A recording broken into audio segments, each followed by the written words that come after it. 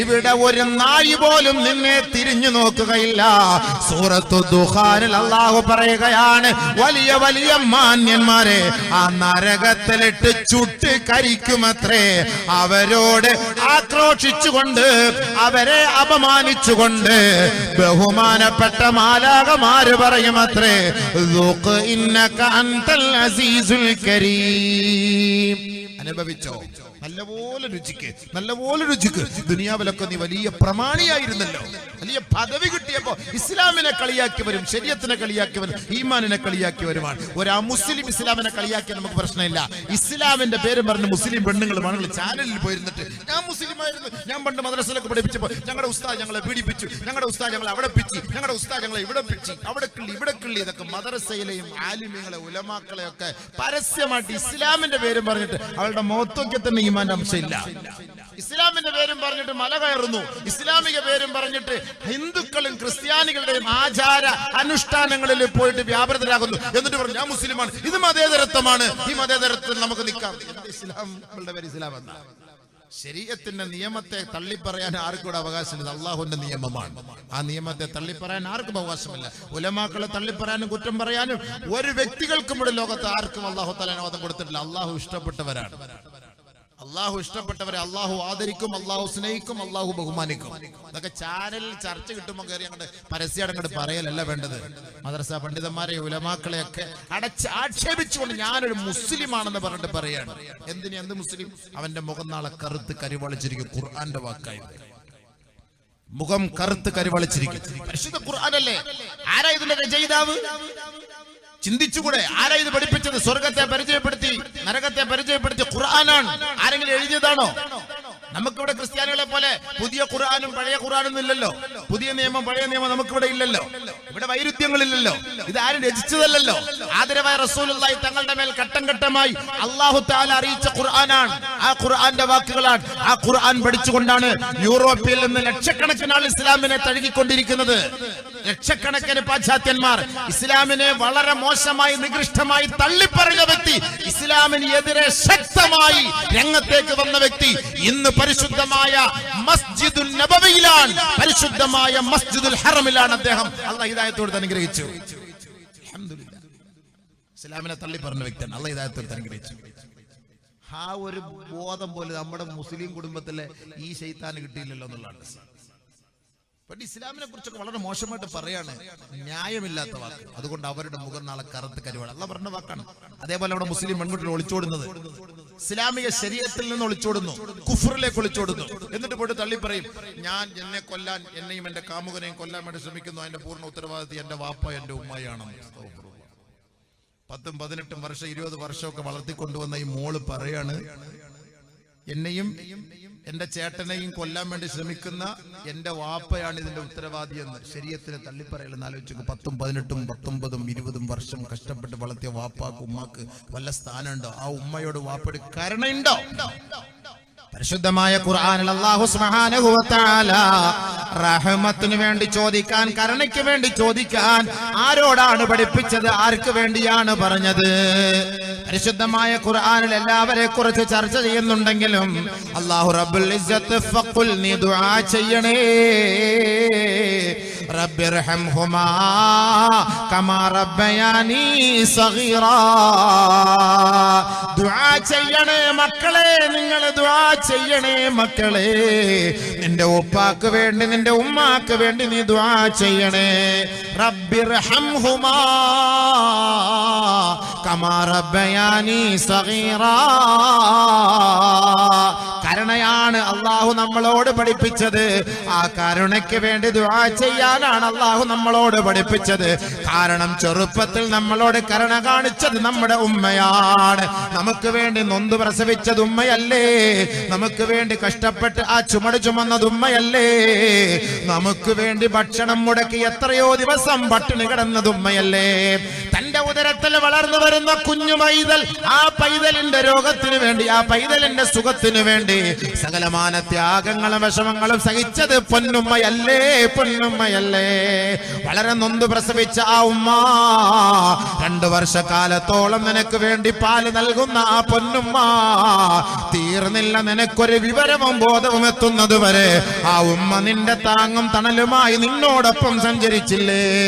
വാപ്പ അങ്ങാടിയിലേക്ക് പോകുമ്പോ നിന്റെ കുഞ്ഞിളം കൈക്ക് പിടിച്ചിട്ടല്ലേ പോകാറുള്ളത്? ആ വാപ്പയുടെ മുഖത്തേക്ക് നീ നോക്കിയിട്ട് ഉപ്പ എനിക്ക് ഇന്ന മിഠായി വേണം, ഉപ്പ എനിക്ക് ഇന്ന വസ്ത്രം വേണം, ഉപ്പ എനിക്ക് ഇന്നത് വേണം, ഇന്നത് വേണം എന്നൊക്കെ പറയുമ്പോ ആ ഉപ്പായും ആ ഉമ്മായും എത്ര പട്ടിണിയാണെങ്കിലും എത്ര കടത്തിലാണെങ്കിലും തന്റെ കുഞ്ഞുമക്കൾക്ക് ആ വിഷമവും ദുഃഖവും അറിയിക്കാതെ അവരെത്ര കടം വാങ്ങിയിട്ടും നിന്നെ ആശ്വസിപ്പിച്ച വാപ്പയല്ലേ, നിന്നെ സന്തോഷിപ്പിച്ച ഉമ്മയല്ലേ? ആ ഉമ്മയോടും ഉപ്പയോടും കാണിക്കുന്ന ഏറ്റവും വലിയ നെറികേടാണ് പെമ്മക്കളെ. 18ഉം 20ഉം വർഷവും നിന്നെ പൊന്നുപോലെ പൊന്നുപോലെ കൈവെള്ളയിൽ കൊണ്ട് നടന്നിട്ട് കേവലം ഒരു 10 ദിവസത്തെയോ 1 വർഷത്തെയോ പരിചയത്തിന്റെ പേരിൽ ഇസ്ലാമിക ആദർശം പോലും വകവെക്കാതെ ശരീഅത്തിനെ പോലും തള്ളിക്കളഞ്ഞിട്ട് ആ മുസ്ലിമീങ്ങളോടൊപ്പം ഒളിച്ചോടിപ്പോയി പ്രണയിക്കുകയും അവരോടൊപ്പം ദാമ്പത്യ ബന്ധം നടത്തുകയും ചെയ്യുമ്പോ അല്ലാഹു ഖുർആനിൽ പറഞ്ഞത് ഓർക്കണേ പെങ്ങളെ, അകഫർതും ബഅദ ഈമാനികും. വിശ്വസിച്ചവളായിരുന്നു നീ, 19 വർഷം നീ വിശ്വസിച്ചവളാ, നീ സുബഹി നമസ്കരിച്ചവളാ, നീ നോമ്പെടുത്തവളാണ്, നീ ഖുർആൻ ഓതിയവളാണ്. ഒരു സുപ്രഭാതത്തിൽ ഒരു ദുർബല നിമിഷത്തിൽ ഭൗതികമായ സുഖത്തിന് വേണ്ടി, കേവലം ഒരു രസത്തിന് വേണ്ടി, ഒരു ലൈംഗിക ചുവയ്ക്ക് വേണ്ടി ഇസ്ലാമിക ആദർശത്തെയും സ്വന്തം ഉപ്പയെയും ഉമ്മയെയും പണയപ്പെടുത്തിയില്ലേ പെങ്ങളെ? ഫദൂഖൂ, രുചിച്ചോ രുചിച്ചോ ദുനിയാവിൽ നീ അവരുടെ ശാരീരികമായ സുഖം രുചിച്ചുകൊണ്ട് ഇസ്ലാമിനെ തള്ളിപ്പറഞ്ഞതിന്റെ പേരിൽ ഈ നരകത്തിന്റെ തീച്ചൂളയിലെ ശിക്ഷകൾ രുചിക്കടേ. പരിശുദ്ധ ഖുർആൻ എന്റെ പൊന്നു പെങ്ങളെ നിന്നോടാണ് പറയുന്നത്. മരണമല്ല എന്ന് ഒരിക്കലും കരുതണ്ട, മരണത്തിന് ശേഷം ഒരു ജീവിതമില്ല എന്ന് ധരിക്കണ്ട. തീർച്ച നിന്റെ മയ്യത്താരടി മണ്ണിന്റെ ഉള്ളിലേക്ക് കൊണ്ടുവച്ച് 7 ചുവട്ടടി ജനങ്ങളൊന്ന് പിന്തിരിയട്ടെ. അവിടെ ഇതാ 2 ഭീകര രൂപങ്ങൾ നിന്നെ തേടിയെത്തുകയാണ് പെങ്ങളെ. അജ്ലസാക്കി ഐഖലാക്കി വസഅലാക്കി മൻ റബ്ബുകി വമാ ദീനുകി വഹാദർ റജുലുല്ലദീ ബുഇസ ഫീകി. ബഹുമാനപ്പെട്ട പ്രവാചകൻ നമ്മളെ അറിയിച്ചു തരുന്നു, ഒരാളുടെ മയ്യത്ത് ഖബറിലേക്ക് കൊണ്ടുവച്ച് എല്ലാവരും മണ്ണിട്ട് മൂടി മടങ്ങിപ്പോകുമ്പോ ഇതാ 2 രൂപം അവരുടെ അരികിലേക്ക് കടന്നു വരികയാ. ഉറങ്ങിക്കിടക്കുന്ന പെണ്ണേ, നിന്നെ ഇതാ തട്ടി ഉണർത്തുകയാ, എഴുന്നേൽപ്പിച്ചിരുത്തുകയാ. നിന്നോട് ചോദിക്കുന്നു മോളെ, മൻ റബ്ബുകി, ആരാണ് നിന്റെ റബ്ബ്? 19 വർഷം റബ്ബി അല്ലാ, 20 വർഷം റബ്ബി അല്ലാ എന്ന് വിളിച്ച നീയാണ് കേവലം നിന്റെ കാമുകന് വേണ്ടി ആദർശത്തെ പണയപ്പെടുത്തി ഇസ്ലാമിനെയും നിന്റെ മാതാപിതാക്കളെയും കൂട്ടുകുടുംബാദികളെയും തള്ളി പറഞ്ഞില്ലേ? നിന്നോട് മലക്ക് ചോദിക്കുമ്പോ ഫതഖൂൽ, അവൾ പറയുകയാ, ഹാ ഹാ ലാദിരി ലാദിരി, അറിയില്ല അറിയില്ല അറിയില്ല അറിയില്ല.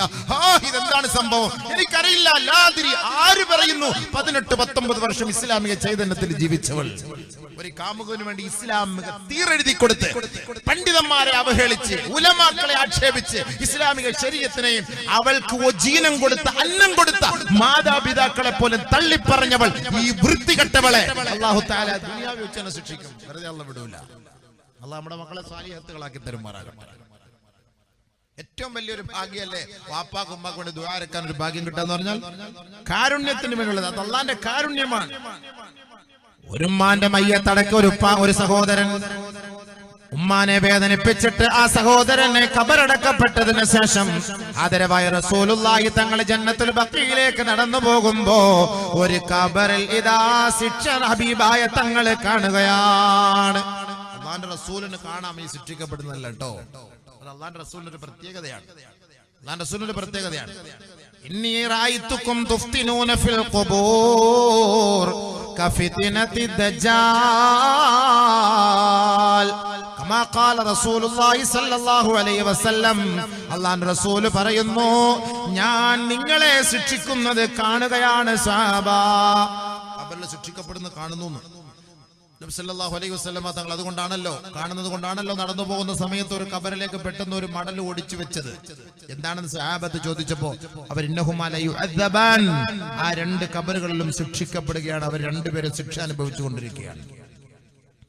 നബിയുനാ റസൂലുള്ളാഹി സ്വല്ലല്ലാഹു അലൈഹി വസല്ലം തങ്ങൾ പരിശുദ്ധമായ ജന്നത്തുൽ ബഖീഇന്റെ ഒരു ഖബറിന്റെ അരികിലേക്ക് നിൽക്കുമ്പോ ആ ഖബറിൽ നിന്നൊരു വിളി വരികയാണ്, അൽ അമാൻ അൽ അമാൻ യാ റസൂലല്ലാഹ്. ഒരു സംരക്ഷണം ലഭിക്കുമോ നബിയേ, ഒരു സഹായം ലഭിക്കുമോ നബിയേ. അന്നാറു മിൻ ഫൗഖി വന്നാറു മിൻ തഹ്തി വന്നാറു അൻ യമീനി വന്നാറു അൻ ശിമാലി. എന്റെ മുകളിലും തീയാണ് ഹബീബേ, എന്റെ താഴ്ഭാഗത്തും തീയാണ് നബിയേ, എന്റെ വലതും ഇടതും തീ കൊണ്ട് നിറക്കപ്പെട്ടിരിക്കുന്നു നബിയേ. അൽ അമാൻ, ഒരു കാരുണ്യം ലഭിക്കുമോ നബിയേ, ഒരു കരുണ ലഭിക്കുമോ നബിയേ, ഒരു സംരക്ഷണം ലഭിക്കുമോ എന്ന് ആ ചെറുപ്പക്കാരൻ നിലവിളിക്കുകയാണ്. ഹബീബായ തങ്ങൾക്ക് വല്ലാത്ത വിഷമമായി പോയി. അല്ലാഹുവിന്റെ റസൂൽ ചോദിക്കുകയാണ്, ആരുടെ മയ്യത്താണിത്? ഈ തറവാട്ടുകാരനുണ്ടോ, ഈ കുടുംബക്കാരനുണ്ടോ? സഹാബാക്കളോട് അല്ലാഹുവിന്റെ റസൂൽ സല്ലല്ലാഹു അലൈഹി വസല്ലമ തങ്ങൾ അന്വേഷിക്കുമ്പോ ഒരു വൃദ്ധയായ മാതാവിനെ കൂട്ടിക്കൊണ്ടുവരികയാണ്. ആ മാതാവ് ആ ഖബറിന്റെ അരികിൽ വന്ന് നിൽക്കുകയാണ്. അല്ലാഹുവിന്റെ റസൂൽ സല്ലല്ലാഹു അലൈഹി വസല്ലമ തങ്ങളോട് മഹദി അവർകൾ ചോദിക്കുകയാണ്, എന്തിനാണ് എന്നെ ഇവിടേക്ക് വിളിച്ചു വരുത്തിയത്? ഉടനെ അല്ലാഹുവിന്റെ റസൂൽ പറയുന്നു, ഇത് അങ്ങ് നിങ്ങളുടെ മകനാണോ ഈ ഉറക്കി ഖബറിൽ കിടക്കുന്നത്? അത് എന്റെ ഖുറത്തു ഐനി യാ റസൂലല്ലാഹ് വ വലദി വ സമറത്തു ഫുആദി. എന്റെ കരളിന്റെ കഷണമാണ്, എന്റെ കണ്ണിന്റെ കുളിർമയാണ് നബിയേ. അല്ലാഹുവിന്റെ റസൂൽ ചോദിക്കുകയാണ്, ആ വ്യക്തി ഇപ്പോൾ ഭയങ്കരമായ പീഡനത്തിലാണ്, വല്ലാത്ത ദുഃഖത്തിലാണ്, വല്ലാത്ത ശിക്ഷ അനുഭവിച്ചു കൊണ്ടിരിക്കുകയാണ്. നബിയുനാ റസൂലുള്ളാഹി തങ്ങൾ ചോദിക്കുകയാണ്, അല്ല മാതാവേ, എന്ത് തെറ്റാണ് ആ വ്യക്തി നിങ്ങളോട് ചെയ്തത്? ബഹുമാനപ്പെട്ട നബിയുനാ റസൂലുള്ളാഹി സ്വല്ലല്ലാഹു അലൈഹി വസല്ലമ തങ്ങളോട് ആ മാതാവ് പറയുകയാണ്, യാ റസൂലല്ലാഹ്, എന്റെ മകനാണ്, പക്ഷേ അവൻ ഒരിക്കൽ മദ്യപിച്ചു വന്ന് എന്നെ കൈ അടിച്ചൊടിച്ചു നബിയേ. ആ സമയത്ത് വേദന കൊണ്ട് അവനെതിരെ ഞാനൊരു ദുആ ചെയ്തു പോയി. ലാ റളിയല്ലാഹു അൻകാ, മാതൃത്വ ഹൃദയത്തെ വേദനിപ്പിച്ച നിനക്ക് അല്ലാഹു പൊരുത്തം തരാതിരിക്കട്ടെ, അല്ലാഹു നിന്നെ അനുഗ്രഹിക്കാതിരിക്കട്ടെ, അല്ലാഹുവിന്റെ കരുണ നിനക്ക് നൽകാതിരിക്കട്ടെ. ഒരു ഉമ്മാന്റെ ദുആയാ, മനസ്സ് വെന്ത ദുആയാ, മനസ്സ് നോന്ത ദുആയാ. കോടതി വളപ്പില് ഉമ്മാന്റെ കാല് പിടിച്ച് ദുആ ചെയ്യണേ എന്ന് പഠിപ്പിച്ച ശരീഅത്തിന്റെ നേതാവിനെ തള്ളിപ്പറഞ്ഞിട്ടല്ലേ ഒരു മാതാവ് മകളുടെ കാല് പിടിക്കേണ്ട ഗതികേട്?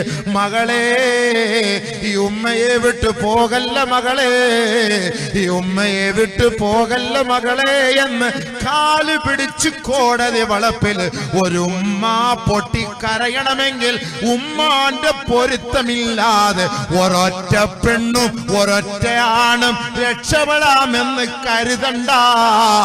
ഓർത്തോ, മലക്കുൽ മൗത്തിന്റെ വിളിയാളം നിന്നെ തേടിയെത്തുമ്പോ അന്ന് ഈ ഉമ്മാന്റെ കണ്ണുനീരിന്റെ വില നീ കാണുമെടി പെണ്ണേ. അല്ലാഹുവിന്റെ റസൂല് പറയുകയാണ്, ഉമ്മാ, ഈ കബറാളിക്ക് പൊറുക്കണേ ഉമ്മാ, ഇർഹമീ തുർഹമീ. അവിടെയും അല്ലാഹുവിന്റെ റസൂല് പറഞ്ഞത് കരുണയാണ്, കരുണയാണ്. അല്ലാഹുവിന്റെ കാരുണ്യം വേണമോ ഉമ്മ, നിങ്ങൾ ഈ കുട്ടിയോട് കരുണ കാട്ടണേ, കരുണ കാട്ടണേ. മാതാവേ, നിങ്ങളുടെ കരുണ ഈ മയ്യത്തിനില്ല എങ്കിൽ അല്ലാഹു ആ മയ്യത്തിനോട് പൊറുക്കുകയേ ഇല്ല. അതുകൊണ്ട് അല്ലാഹുവിന്റെ റസൂല് പറയുകയാണ്, ഇർഹമീ തുർഹമീ, ഈ മകനോട് പൊറുക്കണേ ഉമ്മ.